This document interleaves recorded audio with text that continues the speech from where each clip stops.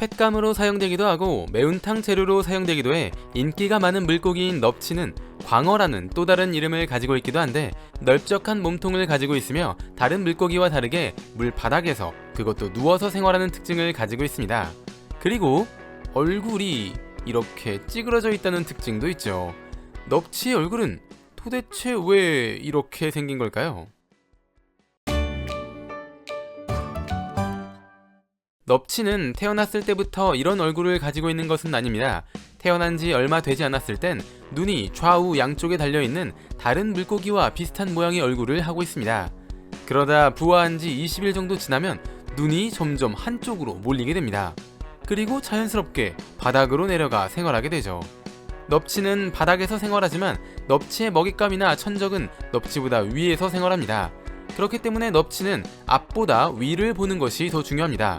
눈이 양쪽에 달려있고 똑바로 생활하는 것보다 눈이 한쪽에 몰려있고 누워서 생활하는 것이 위를 보는 데 더 유리했기 때문에 넙치는 이런 얼굴을 가지게 되었다고 합니다. 물고기가 죽으면 똑바로 있지 못하고 누운 상태가 됩니다. 누워서 생활하는 넙치는 얼핏 보면 죽은 것처럼 보이기 때문에 천적의 눈을 피하거나 사냥하는 데 이점을 가져갈 수도 있습니다. 넙치의 이런 모습은 생물학자들에게 있어 엄청난 의문점이었습니다. 역시 바닥에서 생활하는 가오리는 얼굴이 찌그러져 있지 않은데 넙치는 이런 얼굴을 하고 있었기 때문이죠. 1933년 독일의 유전학자 리처드 골드슈미트는 어느 날 눈이 한쪽으로 몰린 넙치가 등장했고, 이 넙치가 살아남아 자손을 번식하면서 넙치의 얼굴이 이렇게 된 것이라는 주장을 했습니다. 하지만 여기에 대한 증거는 딱히 없었습니다. 일부의 생물학자들은 넙치의 눈이 한쪽으로 점점 몰리는 식으로 진화한 것이라는 주장을 했습니다. 이 주장이 맞으려면 양쪽에 눈이 있는 초기 넙치와 한쪽에 눈이 몰려있는 현대 넙치 사이에 눈이 이동하고 있는 중간 넙치가 발견되어야 하는데, 이런 넙치 화석을 찾을 수 없었기 때문에 넙치 얼굴에 대한 미스터리는 풀리지 않을 것처럼 보였습니다. 그러던 중 2000년대에 들어서 매트 프리드먼이라는 사람이 유럽 여기저기를 돌며 눈이 이동하고 있는 것처럼 보이는 한 물고기 화석을 발견하게 됩니다. 이 물고기는 암피스티움이라고 불렸는데 넙치와 상당히 닮은 형태를 하고 있었으며 한쪽 눈은 일반적인 위치에 다른 쪽 눈은 머리 쪽에 있었습니다. 그리고 오스트리아 빈에 있는 한 박물관에서도 한쪽 눈이 머리 쪽에 있는 넙치와 닮은 형태의 헤테로넥테스라는 물고기 화석을 발견했습니다. 매트 프리드먼이 이 화석을 조사해본 결과 암피스티움과 헤테로넥테스는 넙치의 조상인 것으로 확인되었으며, 이것으로 넙치의 눈은 점점 몰리는 식으로 진화한 것이다 라는 주장이 증명되었습니다.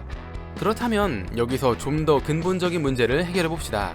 넙치는 왜 바닥에 내려가서 생활하는 것일까요? 물속에 사는 물고기는 불에라는 공기주머니를 가지고 있습니다. 이들이 물속에서 자유롭게 위아래로 움직일 수 있는 이유는 불에가 있기 때문입니다. 위로 올라가고 싶다면 불의 공기의 양을 늘리면 되고, 아래로 내려가고 싶다면 불의 공기의 양을 줄이면 됩니다. 넙치는 아주 어렸을 땐 불에를 가지고 있지만 자라면서 불에가 점점 사라진다고 합니다. 불에가 없으니 자유롭게 위아래로 움직일 수 없어 바닥에 내려가서 생활하는 것입니다.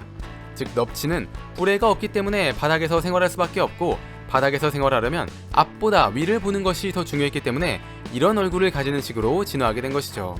넙치와 비슷한 얼굴을 하고 있는 이 물고기의 이름은 가자미입니다. 가자미 역시 이런 얼굴인 이유는 넙치와 같습니다. 넙치와 가자미는 눈이 어디에 몰려있는지로 구분하는데, 왼쪽에 몰려있으면 넙치, 오른쪽에 몰려있으면 가자미입니다. 뇌를 채워줄 은덩어리 지식들, 오늘의 은잡지 영상은 여기까지입니다. 시청해주셔서 감사합니다.